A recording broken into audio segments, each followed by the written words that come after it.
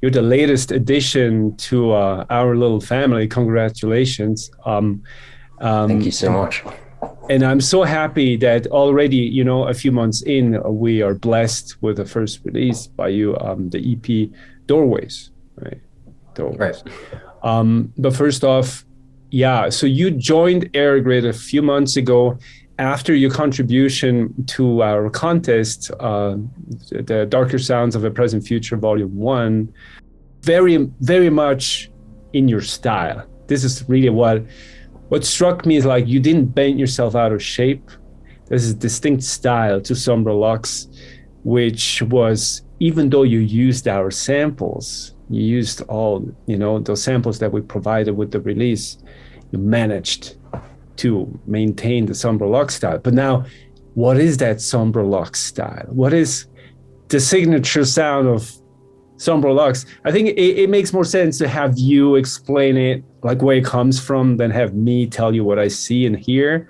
I would love to hear what your perception of the style would be. But for me, it's, you know, for all of my artistic endeavors, the number one point for me is it's feeling. It comes down to channeling some sort of feeling.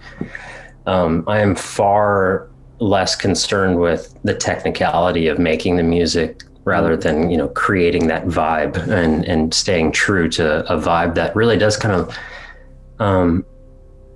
I think, focus, for me at least, on, you know, presenting some level of emotion, you know, some level of, we've talked about this before too, where it's there's got to be some level of pain, or else I'm not so interested in making it or so interested in listening to it, you know, sadly enough. For me, there's got to be something that, you know, gives off this true sense of sometimes gut-wrenching feeling, you know. And so where even in my more, maybe you would consider lighter sounding songs, there's still this kind of like undertone of, you know, sadness, I think. Yeah. Not sure where that comes from. I've been blessed to have a beautiful life, but there's this sense of sadness in me someplace. I don't know. I mean, I will not call it existential dread, but the balance, the emotional balance kind of seeks to level out the lightness with darkness.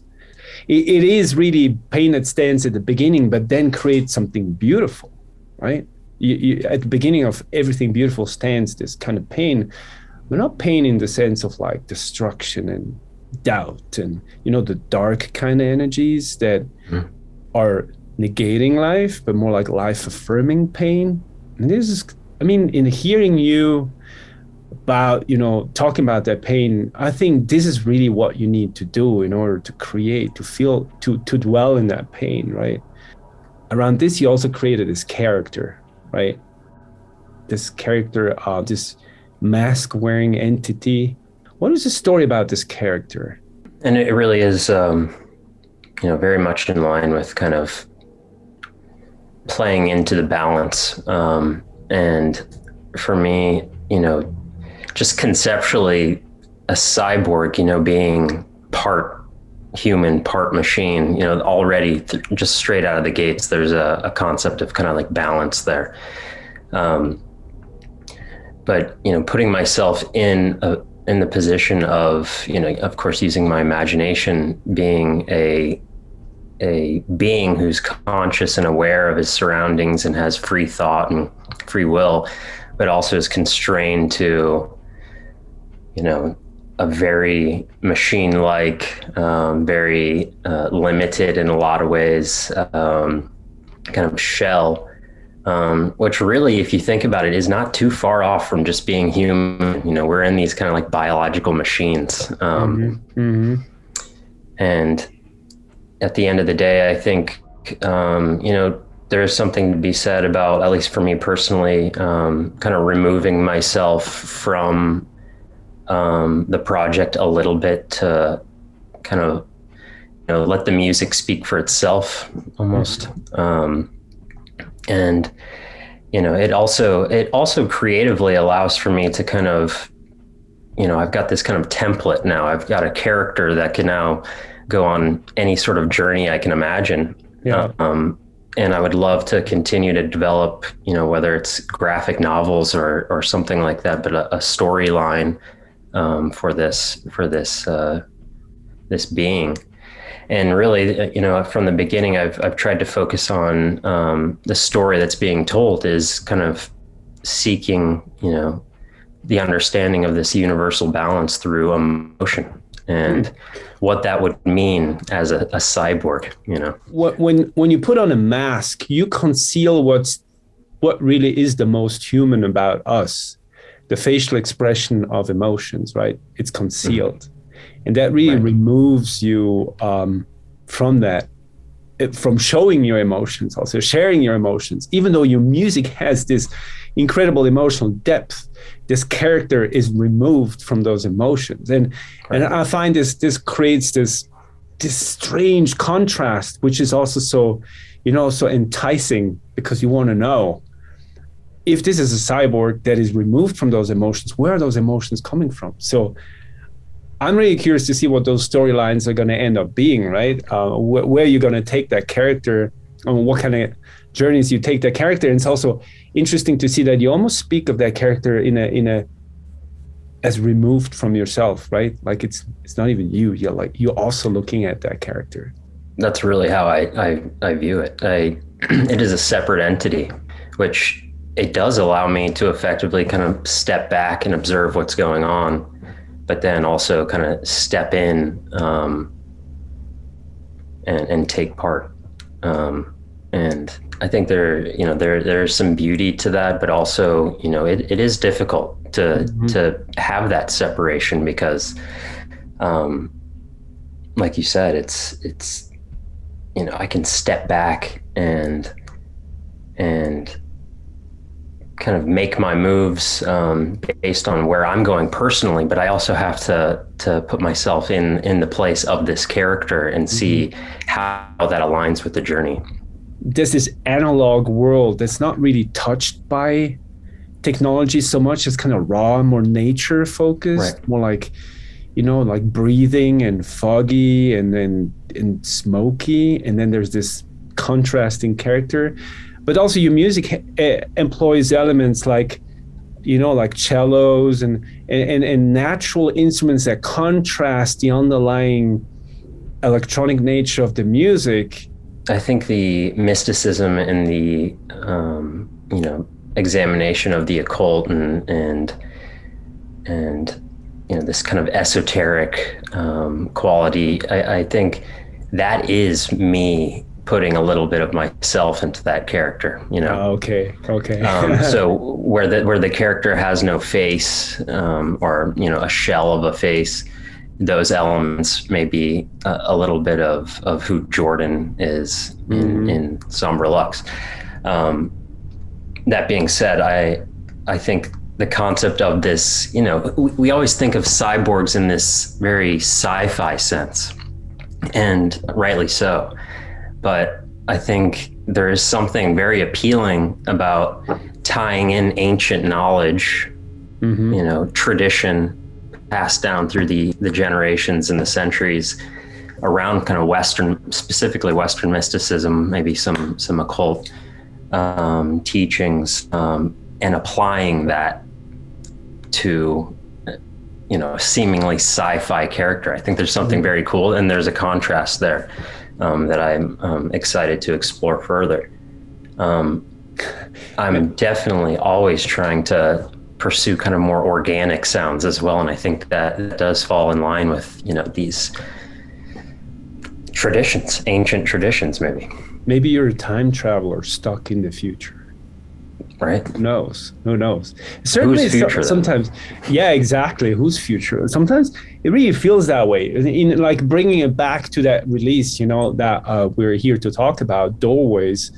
I always, I never take titles of releases and of tracks lightly. I'm one of those guys who sometimes I project meaning into them. I get that, but in your case, I will be relentless and say like, doorways to what, to where? First off, and the second part is like, of course, every release that we do is personal, right? If it wasn't personal, it wouldn't really be our art. But where would you put that release, that new release that you made, in the grand scheme of everything you've created so far? So to go along with your first question, Doorways, it's actually very in line with the title for my track on the first compilation, or the contest. What was that? It was something worlds. Between Worlds. Between Worlds, exactly, yeah. And, that could be a reflection of the character. It could be a reflection of myself too. I've always felt a little bit anomalous. I have career-wise, it's been very kind of business focused, and got a advanced degree in economics and data analysis, right? And so there's like this side of me, but also this side that is always, screaming to share artistic expression. Yeah. I think it comes down to that kind of that need to express emotion. For me, it's all about feeling. It is all about feeling. Give me the pardon my language, give me the shittiest synth or the shittiest quality instrument out there, and it doesn't matter to me. I will find a way to bend the strings or something that, provides some sense of like emotion and make it mine. Yeah. And that is so important to me. And looking at the title of this EP, and I think we'll be able to tie this to the cover art for the piece, which is being done by the masterful Ignis. I'm not sure if you've seen his work, but it's just incredible stuff. Yeah. Amazing stuff. But he, and I spoke about this a little bit, and my vision was really, looking at, you're in this world existing where you are now, but you can also be staring at doorways to, different paths, different realities at any given moment. I mean, it really does come down to our own free will and how we make decisions and the paths we take, while existing in maybe a world where fate exists as well, There's something to be said, and I'm just gonna go a little bit of meta about this conversation, because I feel kind of like a concept there, between worlds, doorways, free will, taking paths, looking at yourself, stepping into your character, being engrossed in this world that is representative of your character. Man, this is really this is you. You're really working through yourself in your music. You're really finding this plasticity, this four-dimensional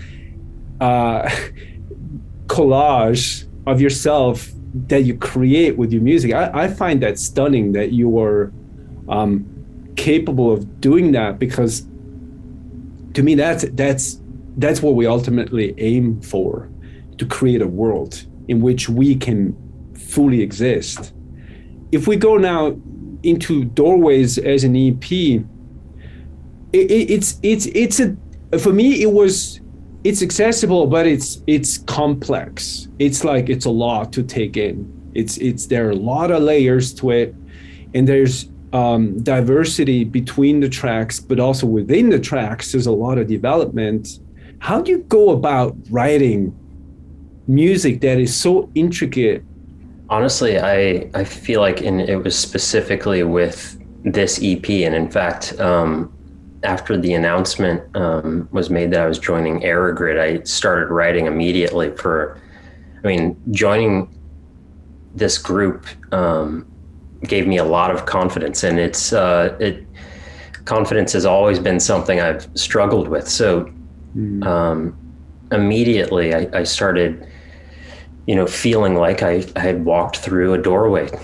I had joined a group of artists who I respect greatly, whose sound, collectively, obviously we each have individual styles, but collectively there is a theme to the sound that we try to portray.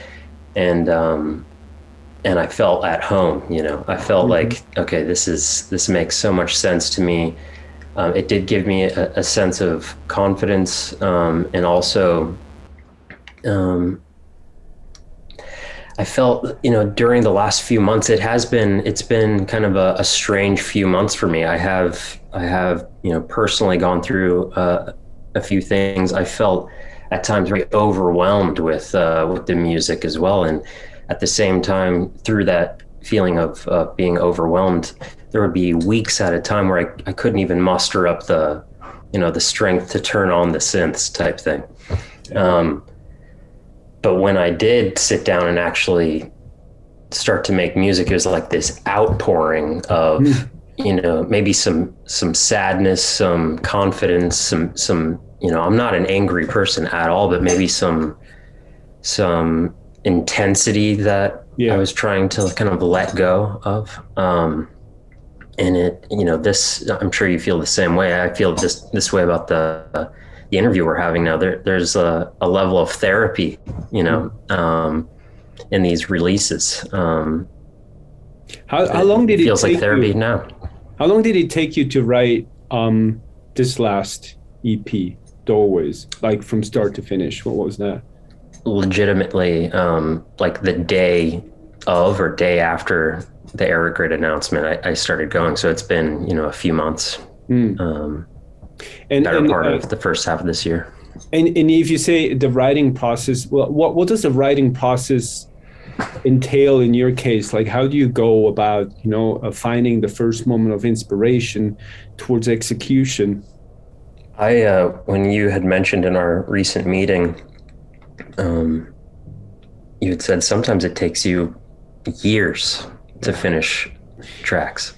Yeah. I feel that. And so this was a test for me to see what I could do in a shorter period of time. And it changed the dynamic. I feel like it still remained true to me.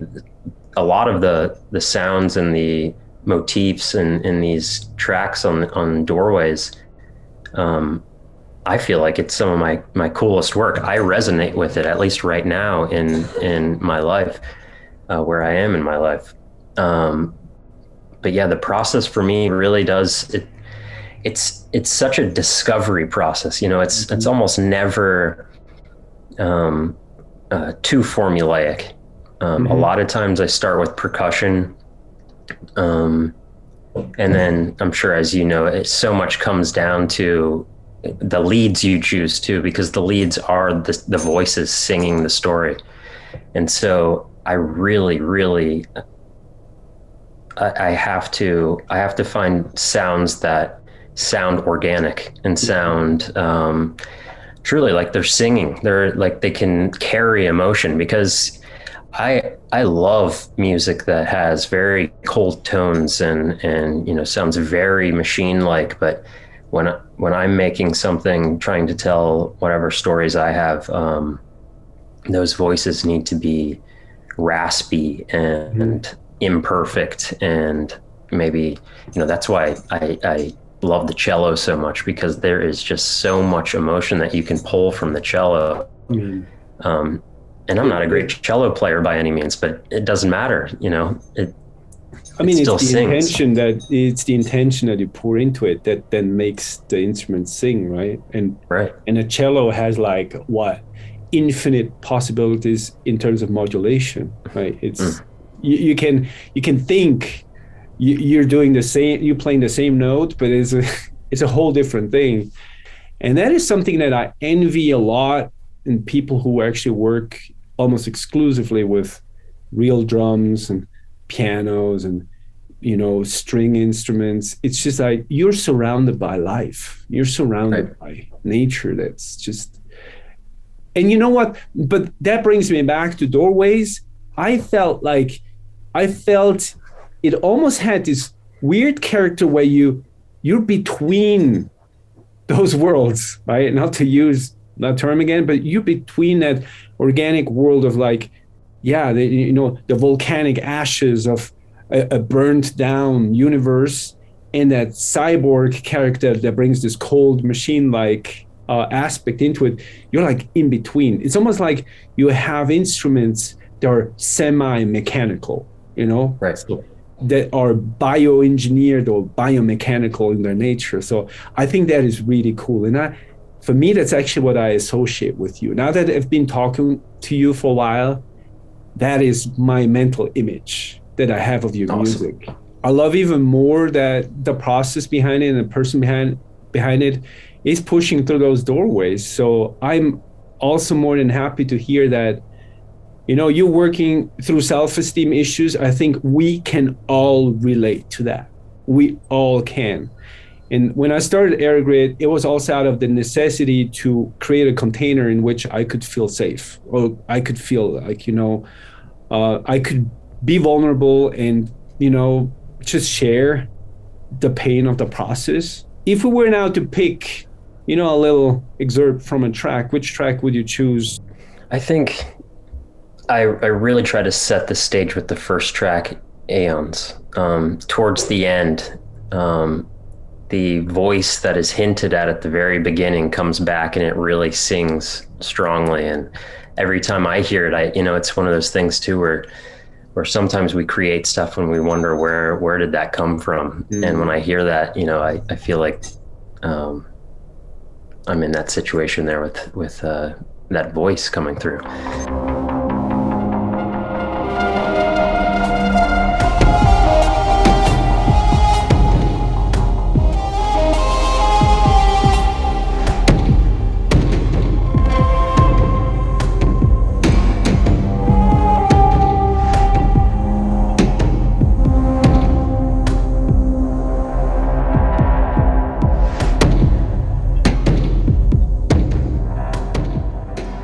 Eons, the opening track of Doorways, the new release of SOMBRE LUX on Errorgrid.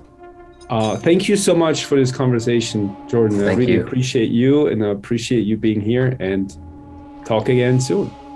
Awesome.